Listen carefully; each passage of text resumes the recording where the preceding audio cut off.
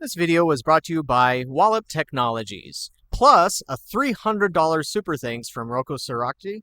He's an Arcade Heroes superhero member, so thank you very, very much for that. Arcade Heroes.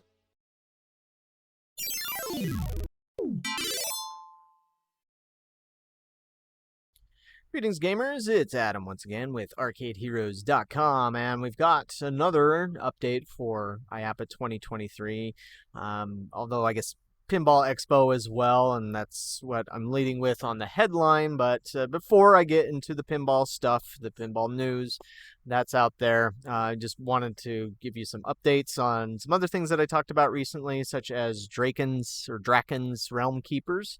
I got a price on this from Betson. They are saying that it's going to cost around $36,000 to $37,000. And so this puts it pretty close to VR systems that are generally generally higher, like the VR roller coasters out there, like Rabbids and King Kong and such. But yeah, why is it so expensive? Well, first, it has that motion base on there, and then of course it has the micro LED screen, which is where I also wonder if that's why there is some talk about using a traditional LCD instead, like an 85-inch, which might bring the cost down somewhat. But yeah, just figured I'd get that out of the way before we get into Elton John Pinball by Joyzy Jack Pinball. And so here's the very nice, very professionally made trailer. Guess I should increase the resolution here from 720p to something decent. But I mean, Jersey Jack has been really good about making these high quality, very theatrical trailers for a while now. Can't remember the first game where they did that on, but yeah, they've done a very good job, whoever their video production company is, on making these stand out. And as you can see, if you're an Elton John fan, then this one is definitely going to appeal to you. And of course, I'm not playing the sound here because I will get dinged on the idiotic algorithm. And so even though this is just reviewing something, but no, we got to take our cut. So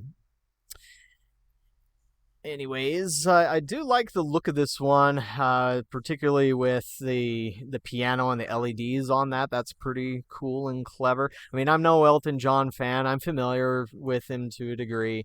I'm familiar with the songs. It has a topper with that laser projector, only if you get the collector's edition. The Platinum Edition, which is the slightly cheaper one, it does not come with the topper, but perhaps they will offer that as well. But in looking at their website, Jersey Jack's website, it did not appear to have any significant gameplay differences between the two models. It was more just different art package with far higher quality stuff on the collector's edition, and perhaps better animatronic stuff there too. Or actually, I guess we should go there and pause it really quick.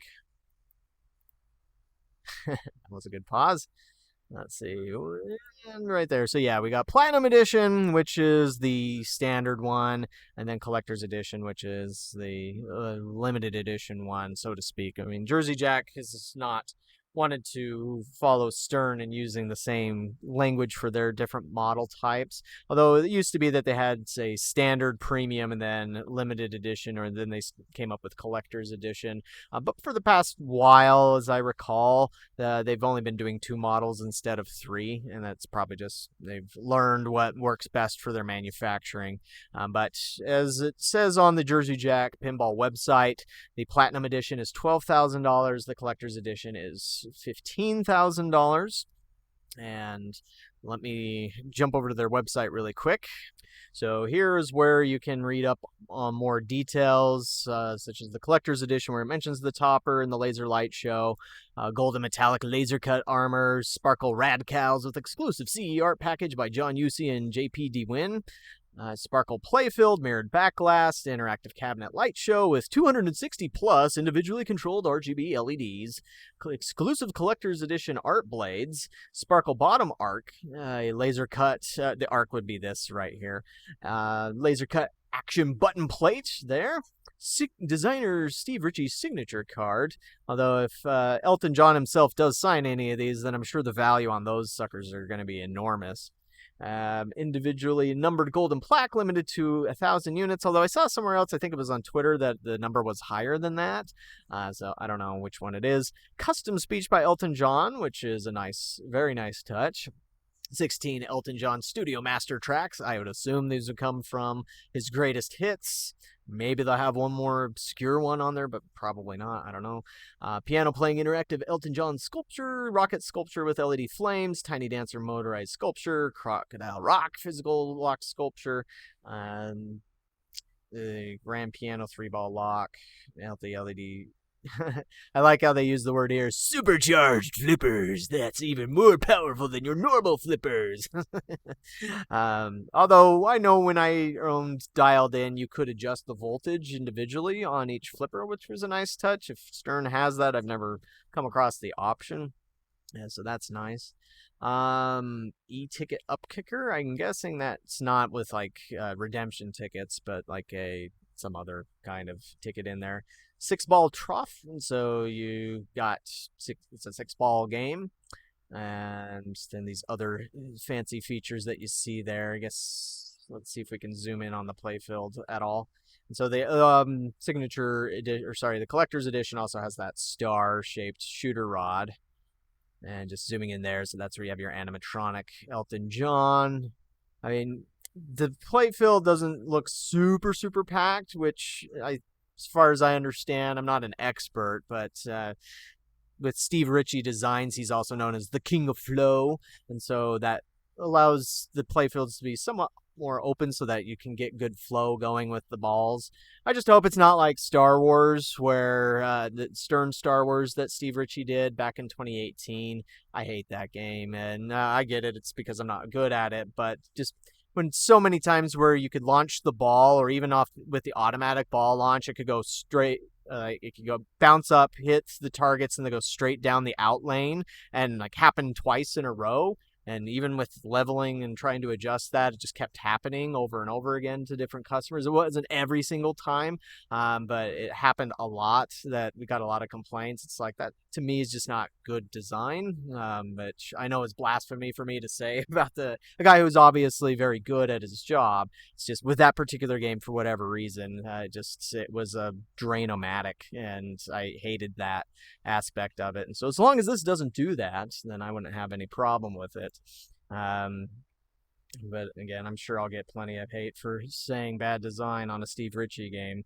But yeah, you don't win them all, right? And I don't do everything perfectly either. But Platinum Edition, it's different artwork. The playfield looks the same. It looks like the sculptures are still motorized. Let's see, the crocodile lock physical sculpture there. Yeah, same thing. But again, the difference on price between these two, I mean, unless your location just does crazy good numbers with pinball machines, to me, that's just a non-starter. Any pinball machine above 10,000 these days, it's just like I have no interest in it as an operator, because it's like there's no way that's going to make its money back until I resell it off sometime down the road. And I don't know, I'm not really into flipping pinball machines all the time. Oh, I guess this does have a topper too. It's just not quite as interactive and doesn't have like the video screens on it. So, but I am interested to play this one. It looks very flashy. That's something you want with your pinball machines. And I hope it's a lot of fun. I mean, I've had plenty of fun with other Steve Ritchie designs that weren't Star Wars. But let me know what you think about it. From what I saw online, reaction seems to be mixed. So, like, some people are like, who wants an Elton John pinball machine? As I saw on Discord, though, this probably will do very, very well over in the UK, where, of course, isn't it Sir Elton John? I think I should know that already. But that's not the only pinball news that's out there, because we have Pinball Expo going on. So we also have Stern Pinball's Elvira's House of Horrors Blood Red Kiss Edition game trailer. And so let's see what Stern's doing with another version of Elvira.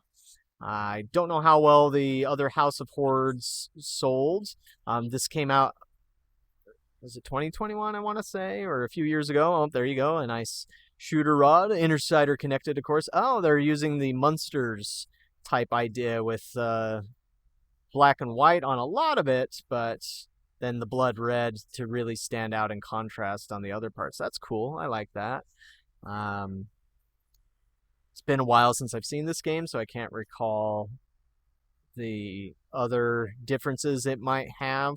I mean, I did like this one when I played it at an Expo or two. That seems new. I don't recall seeing that one before, but it might have been on the LE version, and this looks like it would be a new LE version for Elvira. So, that's cool. Looks like they're only making 500 of them, so I'm sure a lot of those are already taken out there, the way that things work with Stern a lot of the time. Just depending on who you know and who you've got connections with, you're one that's going to, well, I know guys who are say, I don't care what it is, I will buy whatever next Stern is, so I have like this standing deposit with my distributor to always get something like that. And so a lot of those guys are the ones that tend to get these sorts of games. And so, I mean, hey, if you have that kind of money, go for it, I guess. But again, this, to me, would I put this on location? I mean, if it's at LE prices, which is probably, again, above $10,000, probably not. Just because I don't know that it would do drastically better than Elvira itself, the regular Elvira ones. I really haven't heard of that Elvira showing up in the earnings reports, but to be fair, I haven't heard a lot of earnings reports on pinball. But looking at Replay Magazine, which does show the top 5 pinball machines, I don't recall seeing Elvira there in a while. Well, I guess I should check. Let's take a look really quick. Yeah, so the latest Replay Magazine, where you can hopefully see there. Let me make sure my camera. And so Godzilla, James Bond 007, Foo Fighters, Pirates of the Caribbean by Jersey Jack. Interesting that that's on there, because that was kind of a rare game.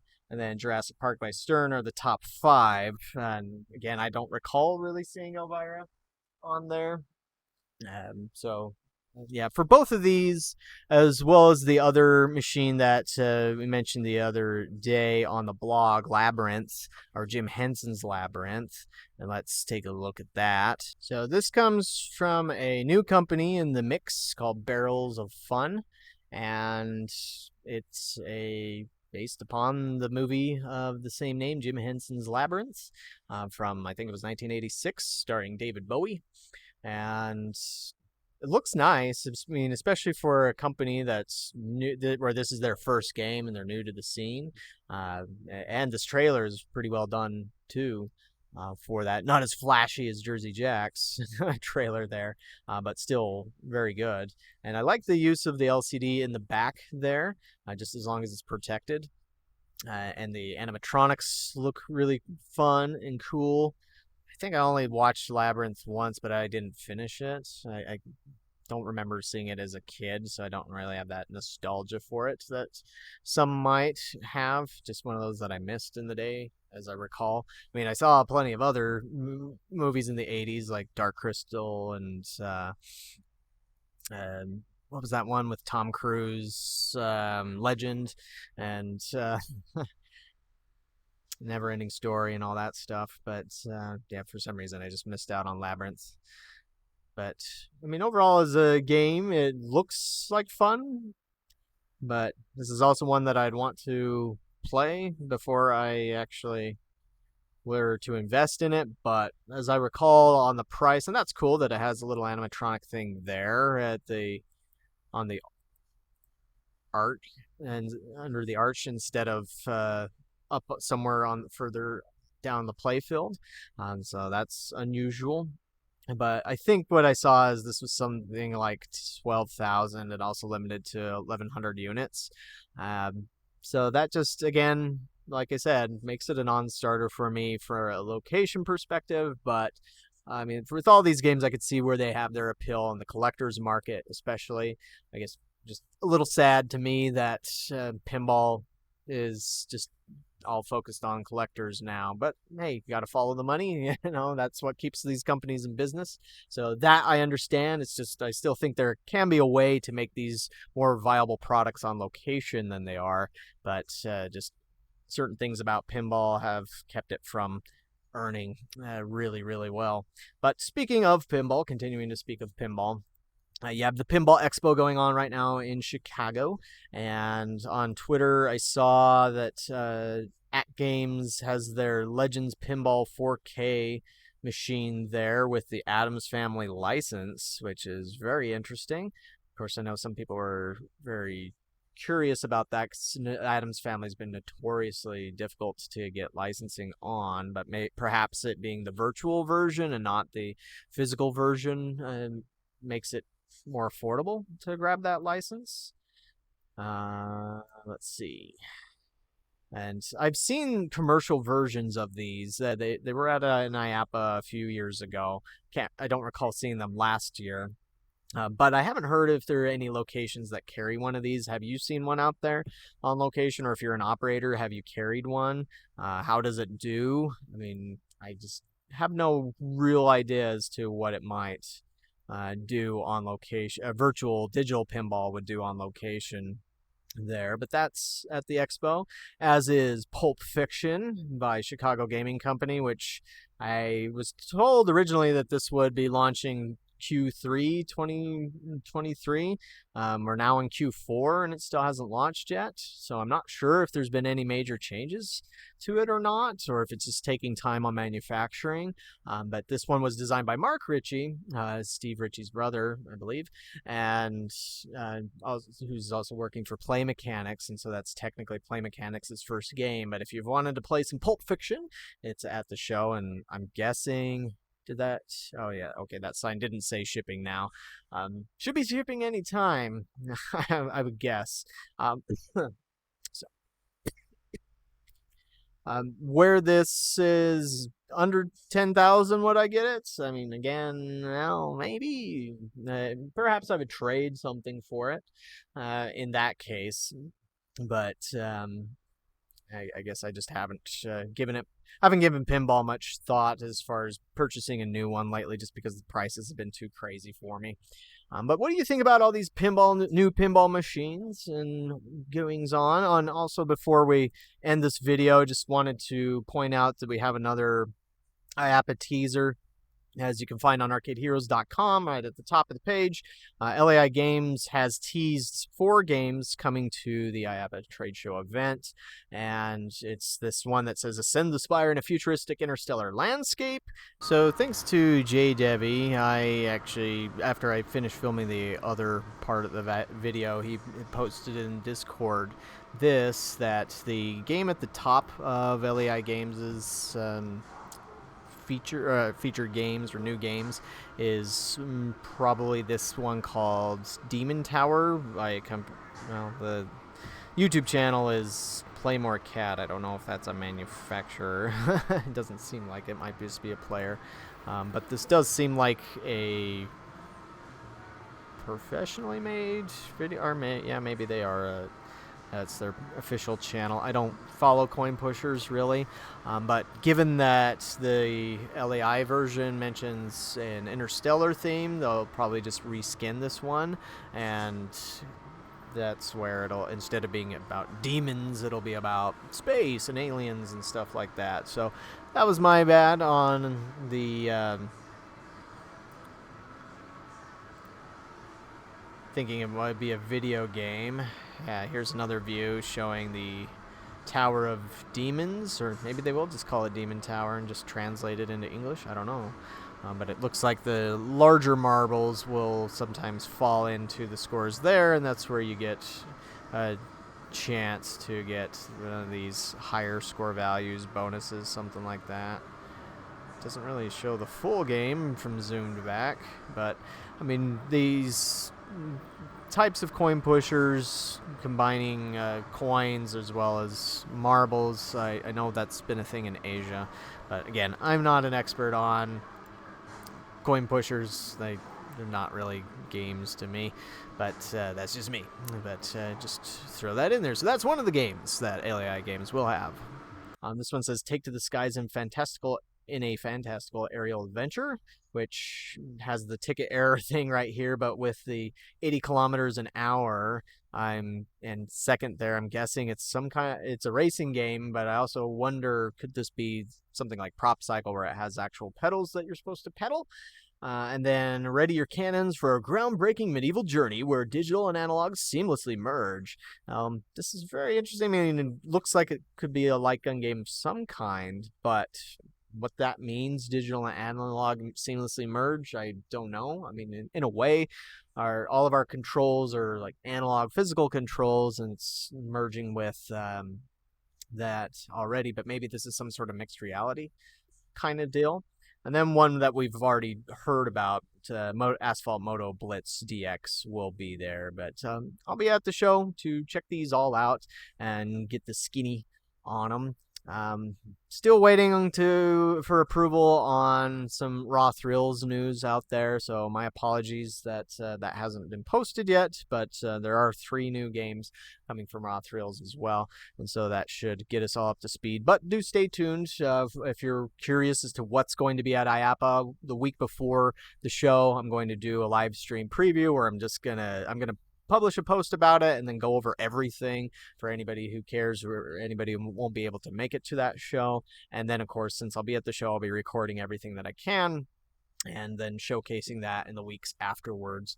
But for all this news, I should mention both Stern Pinball and Jersey Jack Pinball will be at IAAPA, and so that's where I will get a chance to play Elton John and probably the new Elvira. I doubt there will be any announcements made for that show because, generally speaking, any new announcements are made for Pinball Expo, as you know, that's where you get more collectors and some operators attending, and I guess that's just a better, smarter focus for pinball companies to do. I haven't heard anything about American Pinball. I don't know if they're there. But yeah, what do you think about all this? And we'll catch you on the next video.